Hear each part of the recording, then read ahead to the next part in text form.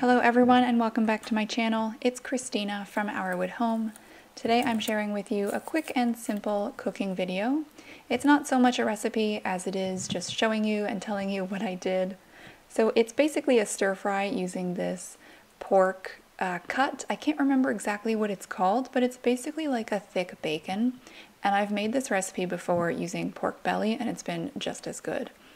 The pork here is frozen. It does thaw in the fridge, but I wanted to tell you what I did for seasoning. So I did black pepper, garlic powder, ginger, as well as some chili powder or chili peppers, just a few flakes because it does get pretty spicy. I was going for kind of an Asian style marinade here. So I'm going to add some apple cider vinegar. I would prefer to use my own vinegar, but I don't have any ready at the moment, so some store-bought is going to suffice. You can use regular white vinegar if you want, but I find apple cider vinegar just has a nicer flavor. I'm also adding a good dose of my homemade chili seasoning mix. This is something you'd use if you were making chili or tacos or something like that. I'm going to finish it off with a nice dollop of honey. You could use brown sugar or molasses. I've used both and it tastes good as well, but I wanted to do some honey this time around. I'm going to try to get the meat fully covered and evenly covered, but as I said, it's frozen right now, so as it thaws in the fridge, I'm going to just keep an eye on it and mix it up so everything gets evenly coated. After it's been marinating, I'm going to put it in the oven, and here's what it looks like afterwards. It was cooking for about 2 hours at 250 degrees Fahrenheit. Next up is some vegetables. So I've got my big cast iron pan with just whatever vegetables I had in the fridge.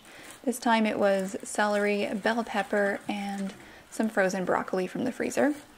I'm mixing those all in here with a little bit of bacon grease as a fat, but you can use butter or whatever oil you typically use.